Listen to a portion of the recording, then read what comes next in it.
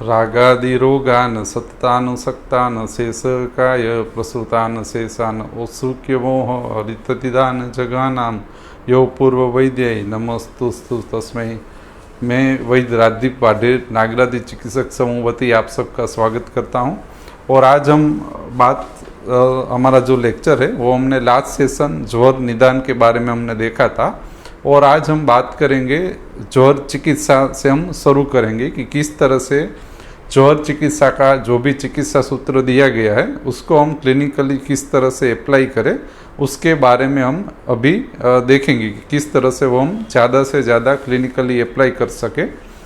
तो जैसे कि आपको पता है कि जो ज्वर है उसको संहिता के अंतर्गत रोगराट और सर्वभूत विध्वंसकर कहा है, यानी कि सभी रोग समुदाय का वो मुख्य राजा के स्वरूप में है, और प्रधानाम रोगाणा मुक्तो कहा गया है। यानी कि ये जो ज्वर है वो अपनी स्वतंत्र निदान, अपनी प्रकृति और चिकित्सा संबंधित उसका जो संकलन है वो सभी रोग समुदाय के अंतर्गत प्रधान रूप और अनुसरण करने योग्य अथवा तो उसका अनुसरण करने हेतु बताया गया है। तो तद अनुसार आपको यहाँ ज्वर की प्रधानता का सोचना चाहिए या विचार करना चाहिए। दूसरा, हमने लास्ट लेक्चर में बताया था कि जो ज्वर है, ज्वर रक्तपित्त गुल्म प्रमेह कुष्ठ शोष उन्माद और अपस्मार, यानी कि निदान स्थान में जो 8 विकार समुदाय बताए हैं वो विकार समुदाय 8 प्रकार की अलग अलग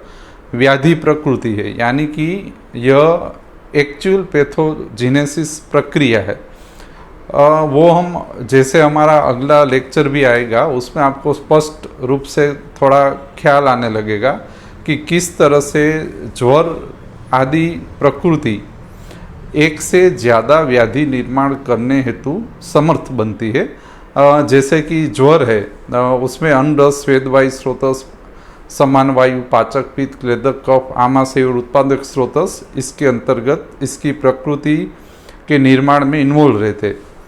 तब ये जो ज्वर है उसमें अग्नि सामता दोष और दूष्य, यानी कि ये जो दूष्य है उत्पादक स्रोतस अन्न रस स्वेद वायु स्रोतस पाचक पित्त क्लेदक कफ समान वायु, यह आगे जाके सामता से या तो निदान की विशेषता से कोई एक या एक से ज़्यादा अधिष्ठान में समूर्छना बना के चिकित्सा स्थान के एक से ज़्यादा व्याधि निर्माण करने के लिए समर्थ बनती है।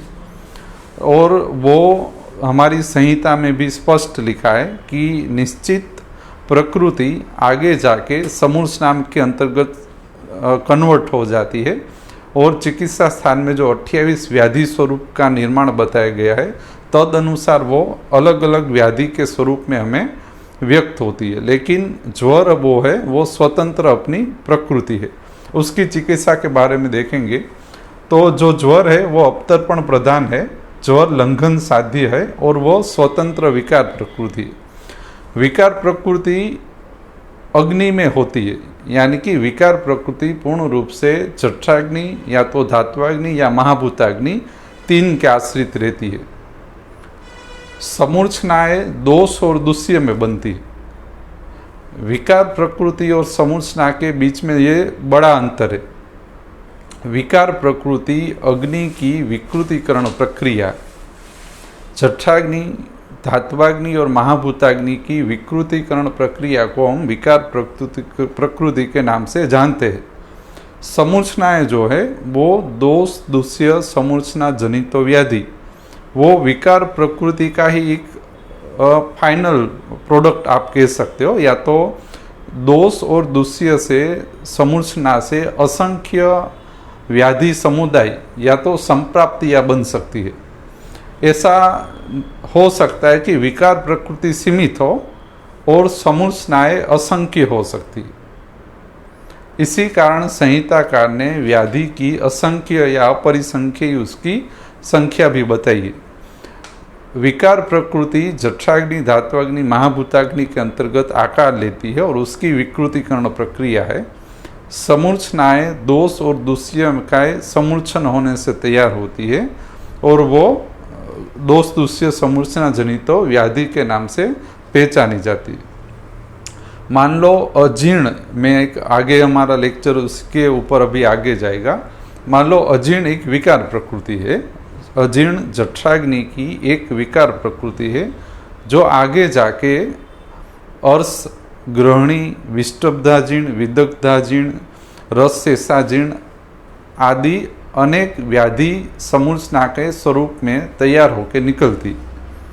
तो आपको ये समझना होगा कि अग्नि सामता दोष दूष्य का जो विकृतिकरण व्यवहार है उसी का निदान और चिकित्सा में ध्यान में रखते हुए जैसा ही हमारा डायग्नोसिस परफेक्ट होगा तद अनुसार हमारा रिजल्ट और चिकित्सा सिद्धिकर स्थिति हमें अच्छी तरह से मिलेगी। मान लो यहाँ पे लिखा है कि ज्वर अपतर्पण प्रधान है, लंघन प्रधान है। ज्वर का सामान्य चिकित्सा सूत्र है कि ज्वरादो लंघनम प्रोक्तम, ज्वर मध्य तु पाचनम, ज्वरांते भैषजम प्रोक्तम, ज्वर मुक्ते तु विरेचनम। यानी यह 4 सूत्र के अंतर्गत ज्वर चिकित्सा को विभाजित किया गया है और उसकी प्रथम चिकित्सा का सूत्र आता है ज्वरादो लंघनम प्रोक्तम, यानी कि ज्वर का प्रथम और प्रधान चिकित्सा सूत्र है कि ज्वर के अंतर्गत लंघन करवाना चाहिए। तो इसमें भी हमने लिखा है कि ज्वर अपतर्पण और लंघन प्रधान और लंघन साध्य है। तो ये लंघनम किस तरह से करवाए, तो उसमें संहिताकार ने ज्वरादो लंघनम प्रोक्तम के सिद्धि हेतु ही दूसरा सूत्र बताया है कि लंघनम स्वेदनम कालो यवागु तिक्तको रस पाचन यानी तरुणे ज्वरे। तो ज्वरादो लंघनम प्रोक्तम कब करवाना है और किस तरह से करवाना है, तो उसका एक सामान्य सूत्र बताया गया है कि लंघनम स्वेदनम कालो यवागु तिक्तको रस पाचन यानी तरुणे ज्वरे। यानी कि लंघन द्वारा, स्वेदन द्वारा, काल, यवागु और तिक्त रस साधित यवागु द्वारा आपको ज्वरादो लंघनम प्रोक्तम की सिद्धि करवानी। मान लो आपके पास रोगी पुरुष ज्वर की तरुण अवस्था में आता है या मुख्य रूप से प्रथम स्थिति में आ रहा है आपके पास, तो आपको चालू करना है ज्वरादो लंघनम प्रोक्तम से, यानी आपको लंघन से ही रोगी पुरुष को आपकी चिकित्सा शुरू करनी। यहाँ स्पष्ट रूप से संहिताकार ने ज्वरादो लंघनम स्थिति बताई है। तो यदि आज या कल ही आपके पास तरुण अवस्था में ज्वर का रोगी पुरुष आ रहा है तो आपका कर्तव्य है कि प्रथम स्थिति से ही ज्वरादो लंघनम प्रोक्तम चालू करवाए और यह प्राकृत, विकृत, निज, आगंतुज सभी ज्वरों के अंतर्गत समान और एक रूप से लागू रहेगा। तो ज्वरादो लंघनम प्रोक्तम में लंघन, स्वेदन, कालो यवागु तिक्तको रस पाचन यानी तरुणे ज्वरे। तो यह कब करवाए, तो कि तरुण ज्वर में करवाना चाहिए। तो तरुण ज्वर को कौन सी परीक्षा बताई गई है, जो ज्वरो अविसर्गी, बलवान, दोषाणाम अप्रवर्तन, लाला प्रसेको हल्लास, क्षुधानाश विरसमुख, स्तब्ध सुप्त गुरुत्व च गात्राणाम बहुमूत्रता। यानी कि जो ज्वर अविसर्गी हो, यानी जो ज्वर शुरू ही रहता हो या अपने निश्चित काल में प्रवर्तमान होता ही हो, उसे अविसर्गी कहते हैं। बलवान हो, जिसका प्रकृति तीव्र हो, या तो लिंग समुदाय परिपूर्ण हो या ज़्यादा तीव्रता से लिंग समुदाय का होना, उसको बलवान ज्वर समझना चाहिए। दोषाणाम अप्रवर्तन, यानी कि वात मूत्र पूरी श्वेत की अप्रवृत्ति होना या सम्यक प्रवृत्ति ना होना। लाला प्रसेक, यानी रोगी पुरुष को लालास्त्राव होना, हल्लास होना, क्षुधा का नाश होना और मुख की विरसता होना। यह तरुण ज्वर या तो साम ज्वर की लिंग समुदाय को आपको जानकर लंघन शुरू करवा देना चाहिए।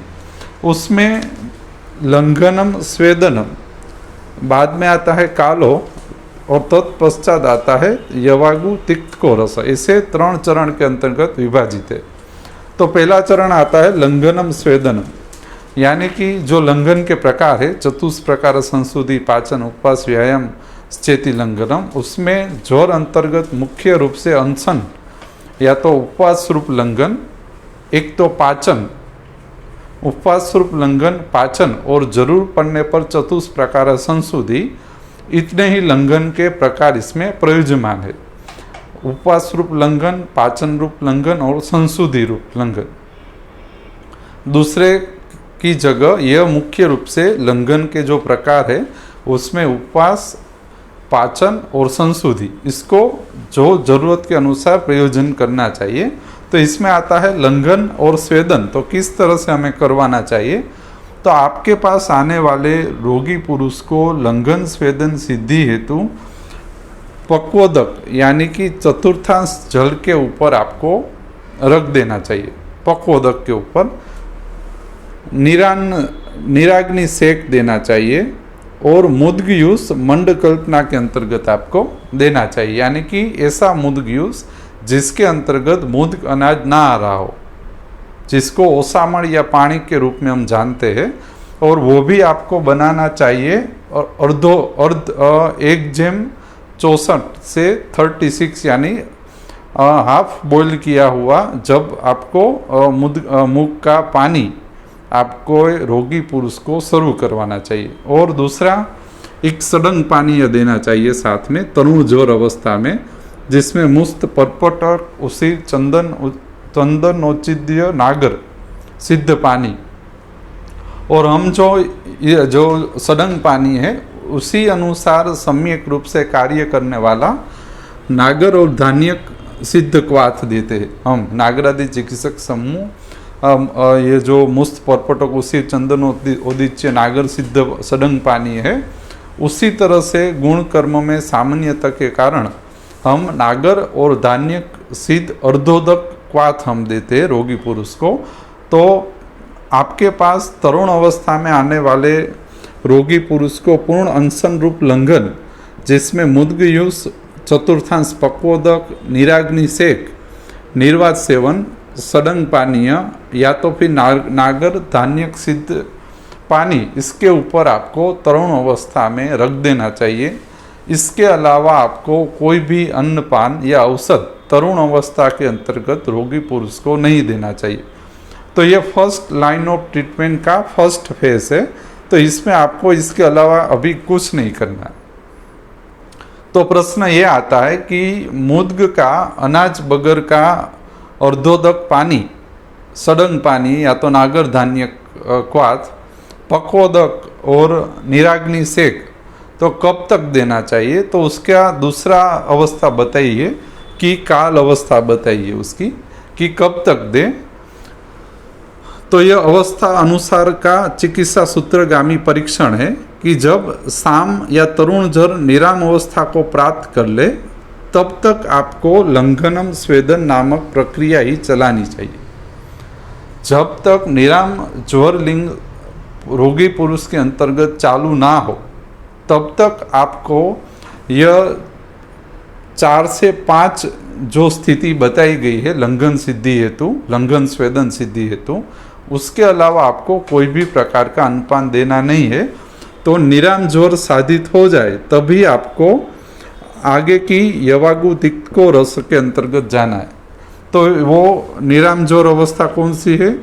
तो क्षुत क्षामता लघुत्वम च गात्रे दोष प्रवृत्ति निराम ज्वर से लक्षण, यानी कि पेशेंट के अंतर्गत क्षुधा की स्थिति स्थापित हो, गात्र में लघुत्व हो, वात मूत्र पुरुष और दोष की प्रवृत्ति होना शुरू हो जाए और विज्वरत्व आए, तब उसको निराम ज्वर लिंग आपको समझना चाहिए। तब तक आपको यही चिकित्सा लागू करनी है। अभी मान लो निराम ज्वर लक्षण रोगी पुरुष में आ गए, तब आपको तिक्त रस साधित यवागु का उपयोग करना चाहिए। अभी इसमें भी आपको कोई भी प्रकार का औषध नहीं देना है, तिक्त रस साधित यवागुओं का उपयोग करना है। और यह यवागु का उपयोग भी आपको मंड, पेया, विलेपी आदि का जो अनुक्रम है उस तरह से ही आपको यवागु देना है। तिक्त रस साधित मंड, पेया, यवागु का जो क्रम अनुसार बताया गया है तद अनुसार ही दे। तो यवागु कब चालू करें। तो लंघनेन क्षय नीते दोषे संदुक्षेत अनिले क्षुत पिपासा सहोदये, यानी कि लंघन से जब दोष का क्षय हो जाए और क्षुधा पिपासा की स्थिति का जन्म हो या क्षुधा पिपासा वृत्ति रोगी पुरुष में साधित हो, तभी आपको अन्नपान कल्पना यवागु का चालू करवाना है, और वो भी तिक्त रस साधित यानी कि रस साधित यवागु को आपको देना है। तो यह तिक्त रस में आपको क्या देना चाहिए, तो कि मुस्त, परपट, उसिर, चंदन, उद्दिच्य, नागर, गुडुची आदि से सिद्ध अन्नपानीय यवागु पेया विलेपी का आपको रोगी पुरुष के अंतर्गत प्रयोजन करना चाहिए। यहाँ तक यानी कि ज्वरादो लंघनम प्रोक्तम की स्थिति आती है, लंघनम स्वेदनम कालो यवागु तिक्तको रस तक, और यहाँ तक कोई भी औषधीय कल्पना या कोई भी औषध का प्रयोजन निषेध है इसमें। और यहाँ जो तिक्त को रस साधित यवागु लिखी है, यह भी तिक्त को और इसके पाछड़ जो रस लिखा है वो तिक्त रस प्रधान यवागु आपको बनाना है और रस प्रधान द्रव्य संग्रह चयन करना, ऐसी बात है। यहाँ पे आपको वीर्य प्रधान तिक्त रस नहीं लेना है, रस प्रधान तिक्त रस साधित यवागु का उपयोग करना है, इसलिए इसमें मुस्त, परपटक आदि लिखा है, तो वो अन्नपान आपको देना है। तो इससे क्या होगा, लंघन की सिद्धि होगी, बराबर। और क्या होगा, जठराग्नि और कायाग्नि सापेक्ष रहेगी, जठराग्नि और कायाग्नि सापेक्ष स्थिति में अनुवर्तन करना शुरू करेगी, कोष्ठ मार्ग शुद्ध होगा। मान लो ये फर्स्ट लाइन ऑफ ट्रीटमेंट से ही, अभी आप यहाँ फर्स्ट लाइन ऑफ ट्रीटमेंट ही चल रहा है कि ज्वरादो लंघनम प्रोक्तम, वो उसमें क्या क्या आपको देना चाहिए वो हमने बताया, और उससे आपके रोगी पुरुष में कौन कौन से अधिष्ठान शुद्ध होंगे उसकी यहाँ पे बात है कि लंघन सिद्धि से जठराग्नि और कोष्ठ मार्ग शुद्ध होगा। दूसरा, उत्पादक स्रोत शुद्ध होंगे। ज्वर के अंतर्गत जठराग्नि, कोष्ठ, कायाग्नि और उत्पादक स्रोत शुद्धि लंघन, स्वेदन, कालो यवागु तिक्तो रस द्वारा अनुक्रम से होगी। आमाशय शुद्ध होगा। समान वायु, पाचक, पित्त, क्लेदक, कफ अपना अपना प्राकृत कर्म अनुवर्तन शुरू करेंगे, रस शुद्धि होगी लंघन से। दूसरा, समुत्थत्व भेद होगा। यहाँ पे समुत्थत्व भेद होता। ज्वरादो लंघनम प्रोक्तम की यह प्रक्रिया करवाने से रोगी पुरुष के अंतर्गत निदान परिवर्जन नामक प्रक्रिया शुरू होती है और ज्वर का समुत्थत्व भेद होता है।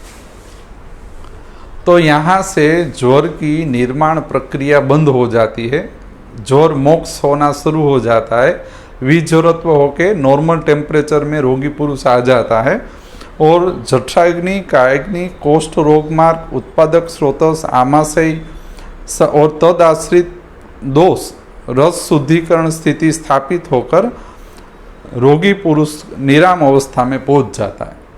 तो ज्वरादो लंघनम प्रोक्तम तरुण और साम ज्वर को निराम ज्वर के अंतर्गत परिवर्तित करने हेतु बताया गया प्रधान चिकित्सा सूत्र है। तो इस तरह से साम ज्वर को निराम ज्वर करने से ही यह सिद्धि होगी।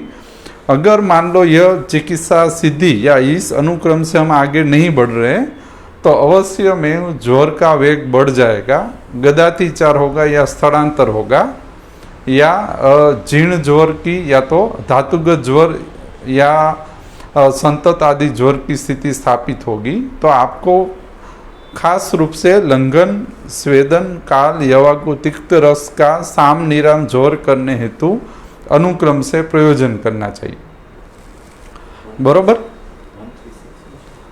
और दूसरा इसमें बताया गया है कि कब तक यह जो लंघन है, यह क्वेश्चन आया इसलिए बोल रहा हूँ कि भाई लंघन कब तक करवाना चाहिए। तो 1 रात्र, 3 रात्र या 6 रात्र का समय संहिताकार ने बताया है, लेकिन यह मुख्य रूप से जो गणतरी बताई गई है, मान लो आप लंघन करवा रहे हो, लंघन स्वेदन चल रहा है, पक्वोदक, सड़न पानीय, नागर धान्य क्वात और मुद्गयूस का पानी चल रहा है, और आपने 2 दिन लंघन करवाया और ज्वर निकल गया, तब आपको 3 दिन पूरा करना है लंघन का। 3 रात्र तक लंघन स्थिति बनाए रखनी, बंद नहीं कर देनी। यानी कि यवागु तिक्त को रस चालू नहीं करवाना है। मान लो आप रोगी पुरुष को लंघन करवा रहे हो और चौथे दिन में विजोरत्व या क्षुत् क्षमता लघुत्तम च गात्रम स्थापित हो गया है, तब भी आपको यवागुआ आदि चालू नहीं करना है। 6 रात्र तक लंघन या तो लंघन स्वेदन चालू रखवाना है। वो इसीलिए कि यहाँ पे अग्नि और कोष्ठ में जो अहोरात्र अनुसार पाचन प्रक्रिया और सापेक्षीकरण का समय बताया गया है, तो उस समय अनुसार स्थिति को साम्य करने के लिए यहाँ अग्नि की स्थिति में यह निश्चित काल तक लंघन करवाने की बात कही गई। अब मान लो 6 रात्र में भी लंघन, आपको ज्वर साम निराम नहीं हो रहा है या तो ज्वर की स्थिति बनी रहती है, तो दीर्घ काल तक यानी कि जब तक साम निराम ज्वर में स्थापित ना हो जाए तब तक आपको लंघन करवाए रहना। मान लो 10 दिन होता है, 15 दिन होता है, आपको लंघन प्रक्रिया बंद नहीं करवानी। लेकिन ऐसा बहुत कम रोगी पुरुष में होता है। बहुदोष वाले, बहुत समुचित स्थिति में आए रोगी पुरुष में ही 10, 15, 20, 25 दिन लंघन का जरूरत पड़ता है, वरना अवश्य में 5, 7, 10 दिन के लंघन से साम ज्वर निराम ज्वर स्थिति में स्थापित हो जाता है। तो आपको जरा भी संकोच किए बिना ये लंघन नामक स्थिति को तरुण ज्वर और साम ज्वर को सापेक्ष करने हेतु प्रयोज्यमान कर देनी चाहिए। और हम जो नागराजी चिकित्सक समूह के जो सभ्य है वो आराम से, अभी मैं बात कर रहा हूँ तो इतने सालों में कम से कम संख्या लेते हुए 400, 450, 500 ज्वर के रोगी पुरुष को हमने इसी तरह से, इसी चिकित्सा क्रम से पूर्ण रूप से उसको साम निराम करके साध्य किया हुआ है। तो यह संहिता का क्रम है और तद अनुसार हम चिकित्सा योजना में आगे बढ़ने से अवश्य में सिद्धि होती, बराबर। और इसके बाद हम देखते हैं कि लंघन द्वारा जो जो कोष्ठ आदि शुद्ध होते हैं और उसके ज्वर के साथ कौन कौन से लिंग संकलित रहते।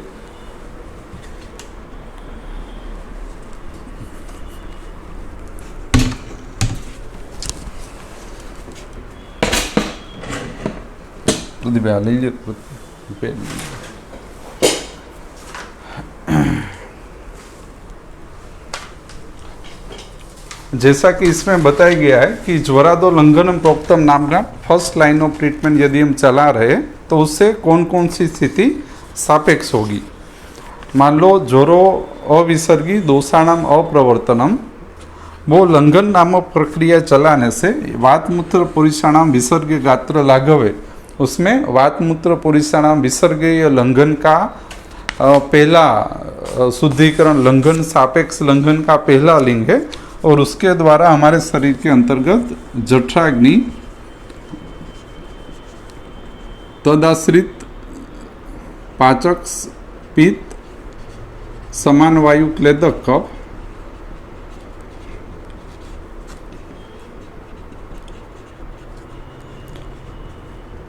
और कोष्ठ का सापेक्ष अनुवर्तन होना यहाँ पे शुरू होता है। मानो ज्वर जो अविसर्गी और दोषाणाम अप्रवर्तनम स्थिति बताई है, वो सापेक्ष लंघन में जठराग्नि, कोष्ठ, पाचक पित्त, समान वायु और क्लेदक कफ अपने सापेक्ष कर्म अनुवर्तन से के साथ जुड़ने से यह लिंग सिद्ध होता है। दूसरा आता है गात्र लाघवम, इसमें लिखी स्तब्ध सुप्त गुरुत्व गात्राणाम, यह तरुण ज्वर का लिंग है। स्तब्ध, सुप्त और गुरुत्व गात्राणाम। लंघन का लिंग है गात्र लाघवम, वातमूत्र पुरुषाणाम विसर्ग गात्र लाघवे, तो लंघन का लिंग है गात्र लाघवम। तो यह गात्र लाघवम हमारे शरीर में रस शुद्धि का लिंग है। यदि आप रस परीक्षण देखें संहिता में, तो जब रसवाही स्रोतस और रस शुद्ध होता है तब ही यह गात्र लाघव हमें रोगी पुरुष के अंतर्गत मिलता है। तो यह परीक्षण है, यदि आपके पास आने वाले रोगी पुरुष में गात्र लाघवम नामक स्थिति मिलती है तो आपको यह समझना चाहिए कि यह हमारे शरीर में लंघन रस शुद्धि तक पहुंचा है। दूसरा आता है हृदय उद्गार, हृदय और उद्गार शुद्धि। दो ही लेते हैं हम, हृदय और उद्गार शुद्धि, सब नहीं लेते। हृदय और उद्गार शुद्धि मान लो रोगी पुरुष में मिल रहा है, तो यह अधिष्ठान परक हमारे शरीर में प्राणवाही स्रोतस यदि प्राकृत अनुवर्तन कर रहा हो, यानी लंघन द्वारा प्राणवायु स्रोत शुद्ध हुआ हो, तो उद्गार शुद्धि मिलती है।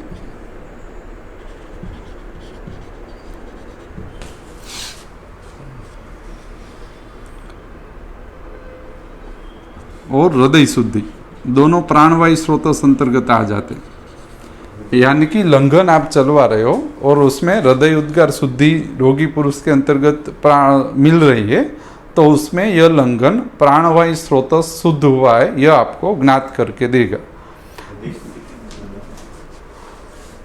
हृदय शुद्धि किस तरह से ज्ञात करे, तो हृदय हल्का लगना, हृदय में भारीपन ना लगना, और हृदय आश्रित जो हमारे भाव है उसका यदि आप परीक्षण करो हृदय आश्रित भावों का, तो वो सम्यक अनुवर्तन में यदि आपको मिलने चाहिए। जैसे कि रज है, रस है, ओज है, शुक्र है, फिर क्या क्या आता है, समान है, व्यान है, प्राणवायु स्रोतस इसका उत्पादक और प्रवर्तक मूल, उत्पादक मूल है। तो ये पूरा जो संकलन है हमारा हृदय के साथ संकलित, वो सभी संकलित स्थिति शुद्ध मिलने पर आप हृदय शुद्धि समझ सकते हो। और यह मुख्य रूप से प्राणवायु स्रोतों शुद्धि के साथ संकलित है लंघन के अंतर्गत। वो इसलिए क्योंकि लंघन कोष्ठ मार्ग उत्पादक स्रोतस पे ही कार्य करता है, तो कोष्ठ मार्ग और उत्पादक स्रोतस के कारण लंघन से प्राणवायु स्रोतों शुद्धि और हृदय उद्गार शुद्धि आपको यहाँ पे संकलित करनी है। फिर आता है लाला प्रसेक हल्लास विरस मुख, लाला प्रसेको हल्लासो विरस मुख। तो यह जो लाला प्रसेक हल्लास और विरस मुख है, वो हमारे शरीर में रस शुद्धि द्वारा सापेक्ष होते हैं। यानी कि यदि हम लंघन चला रहे हो और लाला प्रसेक हल्लास और विरस मुख, ये तीन लिंग समुदाय जो है, यह तभी शुद्ध रूप से मिलेंगे जब तक आपका लंघन रस तक शुद्धिकरण क्रिया नहीं की होगी। यानी रस शुद्धि तक लिंग लाला प्रसेक हल्लास और विरस मुख सिद्धि होने पर ये लिंग आपको मिलेंगे। दूसरा आता है अस्वेद।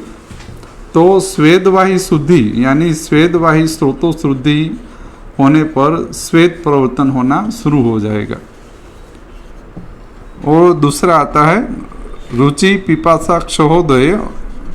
तो क्षुधा, रुचि, पिपासा आदि है, यह अन्नवाही स्रोतों शुद्धि तक हमें मिलेगा। आप समझे, अनुवायी स्रोत शुद्धि तक हमें मिलेगा। तो आपको क्या करना है, ये जो जोर के लिंग समुदाय, तरुण जोर के लिंग समुदाय, उसको प्राण, अन्न, उदक, रस, जठराग्नि, पाचक, क्लेदक समान के साथ जोड़ देने। ये इसमें संकलन में थोड़ा जोड़ा हुआ भी है जो इसमें बताया गया है। और लंघन भी, यदि आप लंघन के लिंग समुदाय भी आप देखो तो वो प्राणवायु स्रोतस, अन्नवायु स्रोतस, उदकवायु स्रोतस और रसवायु स्रोतस और जठराग्नि के साथ संकलित है। तो मान लो जो जो लंघन शुद्धि आपको मिलेगी तो वो निश्चित अधिष्ठान शुद्धिकरण का लिंग है। तो तद अनुसार आपको रोगी पुरुष में कौन कौन सी अधिष्ठान शुद्ध हुए हैं वो ज्ञात होगा। और दूसरा इसमें यह भी बताया है कि उद्गार शुद्धि, इसमें लिखा है कि अन्नवायु स्रोतस और प्राणवायु स्रोतस सापेक्ष होने पे उद्गार शुद्धि होती है। यानी कि आमाशय, वाम पार्श्व, पाचक, पित्त समान वायु प्राकृत कर्म अनुवर्तन से जुड़े तब उद्गार शुद्धि रोगी पुरुष के अंतर्गत होती है। दूसरा आता है कंठ शुद्धि। तो कंठ शुद्धि कब मिलेगी, तो उदक वायु स्रोतस जब संपूर्ण शुद्ध होगा और उदक वायु स्रोतस के साथ संकलित सार्वदेहिक रचना प्राकृत अनुवर्तन के साथ जुड़ेगी तभी कंठ शुद्धि होगी। तो क्यों, कंठ उदक के साथ किस तरह से जुड़ा है, उर कंठो शिरोग्रीवा पर्वणि आमाशय मेदस्थ श्लेष्मण स्थानानि। तो जो कंठ है वो हमारे शरीर में उदक का स्थान है और लंघन के अंतर्गत बताया गया है, यानी कि जलवायु स्रोतों शुद्धि के अंतर्गत आपको परीक्षण करना। हृदय प्राणवायु स्रोतस के साथ संकलित है और प्राणवायु स्रोतस और 5 वायु और क्रियात्मक अनुवर्तन सापेक्ष रूप में चले तभी आपको हृदय शुद्धि मिल सकती है। दूसरा आता है क्षुधा। तो अन्नवाही और प्राणवाही प्राकृत स्थिति के अंतर्गत 2 स्रोत क्षुधा में लिए है, एक अन्नवाही और दूसरा प्राणवाही। प्राकृत कर अनुवर्तन करे तब आपको क्षुधा प्राकृत समझनी चाहिए। दूसरा लघुता है। लघुता पूर्ण रूप से रसवाही स्रोतों अधीन है। उत्साह और स्फूर्ति लंघन का दूसरा लिंग है, वो भी पूर्ण रूप से रसाश्रित है। और उसके बाद आता है सम्यक वेग प्रवर्तन और विमल इंद्रिय। तो सम्यक वेग प्रवर्तन पूर्ण रूप से मलवाही स्रोत शुद्धि के अधीन है, यानी कि लंघन की यदि आप लिंग परीक्षण करो तो उत्पत्ति अधीन, स्थिति यानी कि रस अधीन और विसर्जन यानी कि मलवाही स्रोतस पुरुष मूत्र स्वेद अधीन 3 प्रकार के लंघन के परीक्षण बताए। उत्पत्ति, स्थिति और विसर्जन, यानी कि जठराग्नि का सार्वदेहिक अनुवर्तन, जो जठराग्नि, धात्वाग्नि और महाभूताग्नि का सापेक्ष अनुवर्तन चलाने का मुख्य कारण जठराग्नि है। तो धात्वाग्नि तक और महाभूताग्नि तक सापेक्ष यानी मल पाचन प्रक्रिया तक सापेक्ष अनुवर्तन चल रहा है। यह आपको तभी ज्ञात होगा जब आप ये लिंग परीक्षण को प्राणन, उदक, रस और पुरुष मूत्र स्वेद वायु स्रोतस के साथ जोड़ देंगे। मान लो कोई पेशेंट को हृदय शुद्धि है, क्षुधा है, तृषा है, लेकिन पुरुष मूत्र स्वेद प्रवर्तन नहीं हो रहा है, तो आपको यहाँ पे जठराग्नि का और रस का महाभूताग्नि तक का जो अनुवर्तन होना चाहिए वो नहीं हो रहा है, यह आपको समझना है। और यह यदि आप करवाना चाहते हो तो आपको लंघन की स्थिति लंबानी होगी, या तो पूर्ण रूप से लंघन स्थिति स्थापित ना हो तब तक आपको लंघन चालू रखना है, या तो यह लंघन साध्य है। बरोबर। तो यहाँ पे हमने ज्वरादो लंघनम प्रोक्तम का एक संक्षिप्त संकलन आपको बताया। इसके बाद हम देखेंगे ज्वर मध्य तु पाचनम।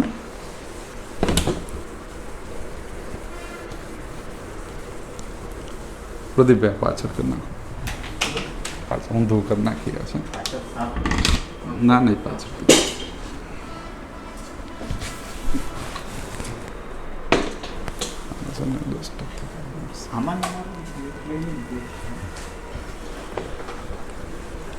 पाचड़ से नोट बगड़ी गई थोड़ी। अब आएगा ज्वर मध्य तो पाचनम। तो यहाँ तक की जो स्थिति है वो हमने प्रयास किया है कि आपको ज्वरादो लंघनम प्रोक्तम की स्थिति जितना सरलता से समझा सके उतना हमने प्रयास किया है ज्वरादो लंघनम प्रोक्तम को।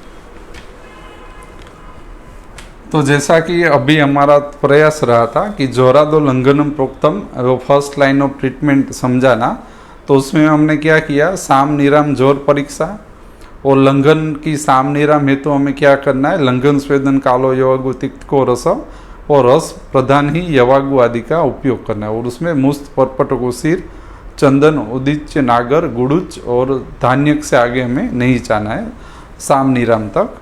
और उसमें भी हमने क्या किया कि ये जो साम जो लिंग समुदाय है और लंघन के वात मूत्र पुरीषाणाम विसर्ग गात्र लागे हुए हृदय उद्गार कंठास्य सुधी तंद्रा क्लमे गते स्वेदे जातो रुचो चीव क्षुत पिपास सहोदय, यह जो लिंग समुदाय है उसको हमने प्राणवाही, अन्नवाही, उदकवाही, रस, जठराग्नि और पुरुषमूत्र स्वेदोवायु स्रोतस के साथ संकलित करके कौन कौन से लिंग शुद्धिकरण में मिलते जाते, तद अनुसार जठराग्नि की प्रक्रिया सार्वदैहिक उत्पत्ति स्थिति विसर्जन तक किस तरह से सापेक्ष हो रही है, उसका परीक्षण आप इस तरह से यदि लिंग समुदाय का विभाजन कर रहे हो तो वो सरलता से आपको मिलेगा। उसका हमने प्रयास किया। इसके बाद आता है, यह मुख्य रूप से प्रधान है ज्वरादोल्लंघनम, तब आता है ज्वर मध्य तो पाचनम। तो इसमें मुख्य रूप से पाचनीय कसाई शुरू करवाना।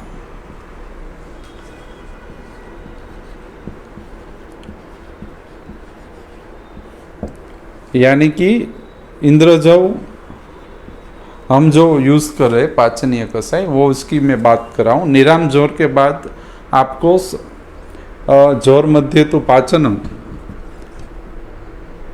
पाचनीय कसाई, उसका मुख्य प्रयोजन है शेष दोष पाचनार्थ,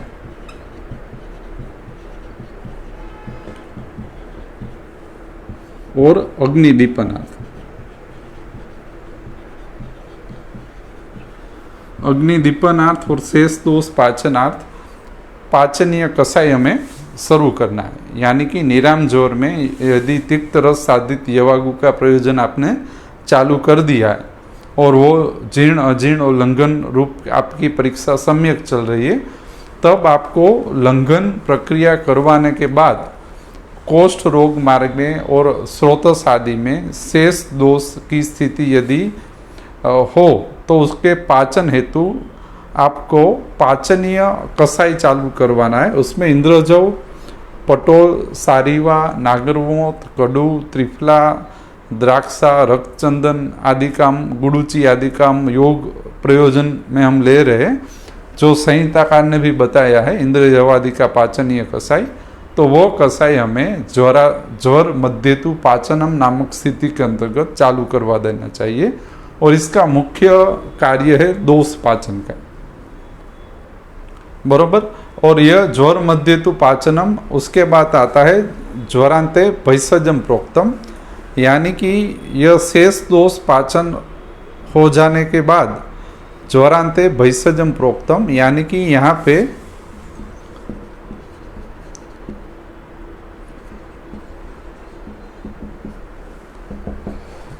ज्वरांते भैषजम प्रोक्तम के अंतर्गत आता है ज्वरघ्न गण आदि।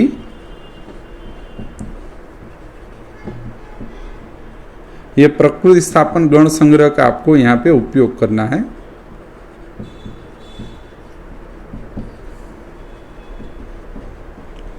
और दूसरा दोषानुसार,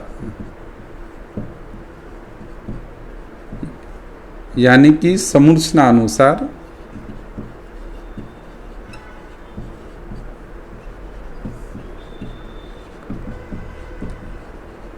पंचकर्मीय प्रक्रिया इसमें ज्वरांते भैषजम प्रोक्तम नामक स्थिति के अधिकार अंतर्गत आती है। पंचकर्मणीय प्रक्रिया करवानी।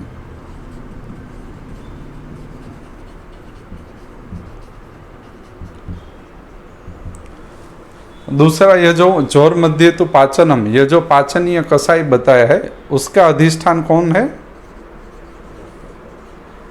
जो पाचनीय कसाई है उसका अधिष्ठान ज्वरादोल्लंघनम प्रोक्तम में जितने अधिष्ठान थे उतने अधिष्ठान में समुत्थत्व के दोषों को पाचन के लिए ज्वर मध्य तो पाचनम दिया जाता है।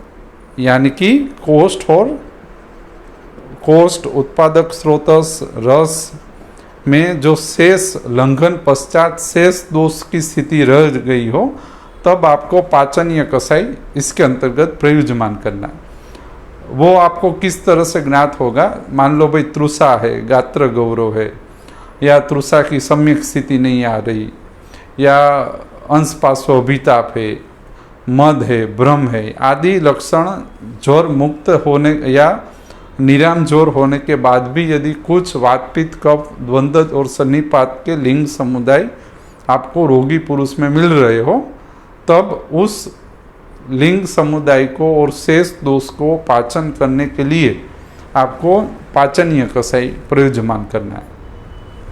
यह पाचनीय कषाय में हम इंद्रियवादी आदि का यूज करते हैं और उसका अधिष्ठान भी जठराग्नि, कोष्ठ, उत्पादक स्रोतस और रस ही है, बराबर।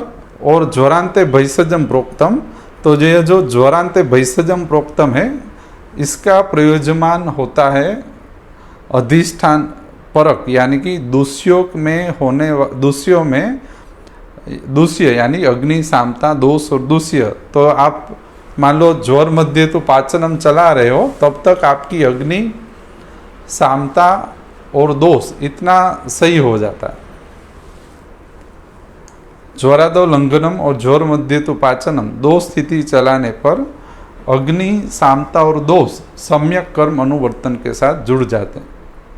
अब आती है दूष्य यानी कि अधिष्ठान शुद्धि की बारी। अब अधिष्ठान शुद्धि हेतु ज्वरांते भैषजम प्रोक्तम कहा गया, यानी कि अन्न रस स्वेदवाही स्रोतों में समुचना के कारण लीन दोष पाचन हेतु आपको ज्वरग्न गण संग्रह का उपयोग करना है, बराबर। यह स्पष्ट है। और संहिताकार ने यही ज्वरग्न गण संग्रह प्रकृति स्थापन हेतु देना है। और दूसरा इसी अधिकार में पंचकर्मीय संस्तुति का उपयोग लिखा है। दूष्य यानी कि स्रोतस आदि में लीन और समुचित दोषों को पाचन करके नजदीक के मार्ग से निकालने हेतु कफत ज्वर में वमन, पित्त ज्वर में विरेचन, वातिक ज्वर में बस्ती आदि का उपयोग ज्वर चिकित्सा के अंतर्गत लिखा गया है। तो अग्नि, सामता और दोष तक ज्वरादो लंघनम ज्वर मध्य तो पाचनम चलता है। और अधिष्ठान शुद्धि हेतु और अधिष्ठान को प्राकृत कर्म अनुवर्तन में जोड़ने हेतु ज्वरांते भैषजम प्रोक्तम ज्वरग्न गण संग्रह और दोषानुसार समूर्छना के दोषों को निकालने हेतु पंचकर्मीय प्रक्रिया को संहिता में बताया गया। यह पाचनीय कषाय यदि आप संहिता में पढ़ो तो दोष अनुसार भी बताया गया है कि भाई सिर्फ पैतिक दोष हो। यह जो इंद्रियवादी हमारा योग है यह त्रिदोषज्ञ है, त्रिदोषज्ञ है, इसलिए आप सभी ज्वर में समान रूप से एक रूप से लागू कर सकते हो। लेकिन संहिताकार ने अंशांश कल्पना द्वारा निश्चित समुत्तत्व के दोष के पाचन हेतु निश्चित पाचनीय कषाय बताए। मान लो पैतिक ज्वर हो तो किरातादि प्रधान पाचनीय कषाय बताए गए। फिर मान लो कफत ज्वर हो तो उसमें इंद्रजव, मदन फल आदि के प्रधान पाचनीय कषाय बताया गया। तो यह जो पाचनीय कषाय में द्रव्यों की जो भिन्नता है वो दोषों की अंशांश कल्पना अनुसार संहिताकार ने बताया। लेकिन आप यदि ऐसा नहीं करना चाहते और त्रिदोषज्ञ पाचनीय कषाय कल्पना आप चाहते हो तो वो आप दे सकते हो। तो हम त्रिदोषज्ञ पाचनीय कषाय कल्पना सविशेष प्रयोजन करते। और तद पश्चात आता है ज्वरांते भैषजम प्रोक्तम, जिसमें हमारी चरक संहिता के सूत्र स्थान का जो चौथा अध्याय है षड्विरेचन सताश्रितीय, उसमें ज्वरग्न गण संग्रह बताया गया है। वह ज्वरग्न गण संग्रह प्राणन, उदक, रस, स्वेद निश्चित अधिष्ठान में प्रकृति स्थापन हेतु आपको निश्चित प्रयोजन करना है। आप एक से ज़्यादा या औसत द्रव्यों जो इसमें बताया गया है उसमें एक से ज़्यादा औसत द्रव्यों का भी आप चयन कर सकते हो। और पंचकर्मीय प्रक्रिया, पैतिक ज्वर हो और समूर्छित हो तो विरेचन, कफज में वमन, यह प्रक्रिया इसमें बताई गई है। और लास्ट आता है ज्वर मुक्त हेतु विरेचनम, यानी कि आपने सब चला लिया, ज्वरादोलंघनम, ज्वर मध्य तु पाचनम, ज्वरांते भैषजम प्रोक्तम।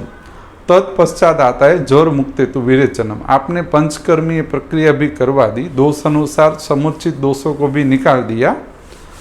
तद पश्चात आपको विरेचन, समय समयांतर इस रोगी पुरुष को पैतिक और अनवायी स्रोतस का यह ज्वर नामक व्याधि होने के कारण निश्चित समय पे विरेचनों का उपयोग करवाना है।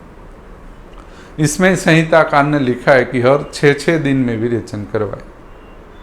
हर 6 दिन में, मान लो समुचित व्याधित ज्वर आया हुआ है तो आपने ये सब चलवा दिया, तब आपको हर 6 दिन में विरेचन करवाना।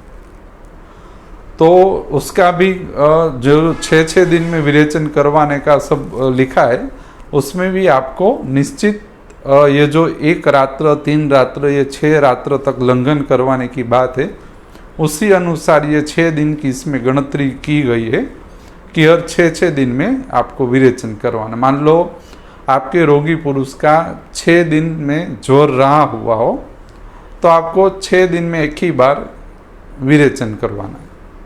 लेकिन 6 दिन में 6 दिन से ज़्यादा हुआ हो, ये मेरी अनुसार, मेरी समझ अनुसार मैंने लिया हुआ है कि 6 दिन से ज़्यादा ज्वर अनुवर्तन चालू रहा हो तो आपको 6 दिन के अनुसंधान में 2 बार विरेचन करवाना। इसमें लिखा है कि हर 6 दिन में करवाए, लेकिन कब तक करवाए, तो उसका मैं आपको एक सरल समझ बता रहा हूँ। मान लो 20-25 दिन ज्वर की स्थिति बनी रही तो आपको 6 दिन के अंतराल में 4 बार विरेचन करवाना। तो यह निश्चित अग्नि और अधिष्ठान में से पित्त दोष को निकालने की समय अनुसार की यह क्रमबद्ध स्थिति है। हाँ, विधि मुजब अनुक्रम से विधि मुजब करना विरेचन, वही योग्य है और तभी यह दोष निकलेंगे। वो विधि से ही समूर्छना के लीन दोष निकलते, विधि अलावा नहीं करवाना, बराबर। तो ज्वरादो लंघनम, ज्वर मध्य तो पाचनम, ज्वरांते भैषजम, ज्वर मुक्ते तो विराचनम। तो ज्वरादो लंघनम जठराग्नि कोष उत्पादक स्रोतों से रसवायु स्रोत सापेक्ष करता है और उसी अधिष्ठान यानी कि जठराग्नि कोष रस में शेष दोष के पाचन हेतु ज्वर मध्य तो पाचन, जिसमें हम इंद्रियवादी कसाई का उपयोग करते हैं। ज्वरांते भैषजम प्रोक्तम, यह बताया गया है अधिष्ठान के साथ समुचित दोषों के पाचन हेतु और अधिष्ठान के सापेक्षीकरण हेतु, और यहीं पे पंचकर्मीय प्रक्रियाओं का समावेश हो जाता है भैषजम के अंतर्गत। ज्वर मुक्त हेतु विरेचनम, शुद्ध विरेचन की बात है। पित्त और अनवायु स्रोतस के व्याधि होने के कारण उसमें अंत में आपको विरेचन करवाना। लेकिन ये जो ज्वरांते भैषजम अंतर्गत ज्वरग्न गण संग्रह और पंचकर्मीय प्रक्रियाओं समूर्छना के दोष अनुसार इसके अंतर्गत आ जाती। तो इस तरह से थोड़ा विभाजन करके आपको रोगी पुरुष की सारवार शुरू कर देनी चाहिए। और अवश्य में वो हमारा अनुभव ये बताता है कि इस तरह से आगे जाने से ज्वर पुनरुत्थ नहीं होता है और पूर्ण रूप से रोगी पुरुष विजरत्व होकर साध्यता को प्राप्त करता। और जो गंभीर समूर्छित और बहुदोष वाले, उसी में ही कष्ट साध्यता पूर्वक रोगी पुरुष कष्टतापूर्वक ज्वर मुक्त होता है और उसी में ही ज़्यादा सोच की आपको ज़रूरत पड़ेगी। वरना 70 to 80% ज्वर के रोगी में आप सरलता से यह चिकित्सा आप आगे कर पाओगे। और दूसरा, हम इसके बाद थोड़ा 5-10 मिनट चर्चा करें तो साम निराम इसका मुख्य, इसका आप यदि आप देखें तो यह जो ज्वर चिकित्सा है, या आपके पास आने वाले ज्वर, रक्तपित्त, गुल्म, अजीर्ण, कास वास कोई भी रोगी पुरुष आ जाए, उसमें साम निराम मुख्य स्थिति, साम निराम परीक्षा या सामता को जानना यह मुख्य स्थिति है। क्योंकि यह जो सामता है, यह सामता क्या करती है हमारे शरीर के अंतर्गत।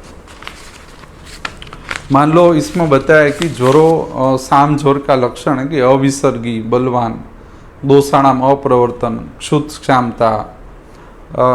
क्षामता तो निराम का है, ज्वरो अविसर्गी, बलवान, दोषाणाम अप्रवर्तन आदि, वातमूत्र पुरुषाणाम अविसर्ग आदि जो लिंग समुदाय है, यह लिंग समुदाय का मुख्य कारण साम है, सामता है, सामता है। तो जब तक सामता शरीर में से निकलेगी नहीं तब तक यह लिंग समुदाय एक भी शांत नहीं होगी। मान लो इसमें पूरा अच्छी तरह से वर्णन बताया गया है कि जो सामता है, उष्मण और बलत्वाद, जो जोर में भी जन्म हुआ है, उष्मण और बलत्वाद धातु मांध्य जनित अपाचित दुष्ट आमाशय गत रस इति आम।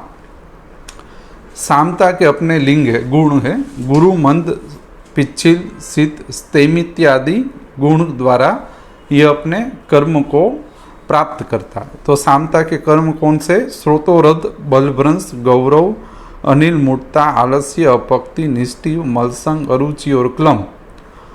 तो यह जो स्रोतोरध, बलभ्रंश, गौरव, अनिल मूर्ता, निष्ठि, मलसंग, अरुचि, क्लम है, यह सामता की प्रकृति या तो प्रकृतिगत कर्म है। इससे यह किसी भी समूर्छना या अधिष्ठान को निश्चित तीव्रता से युक्त करता है।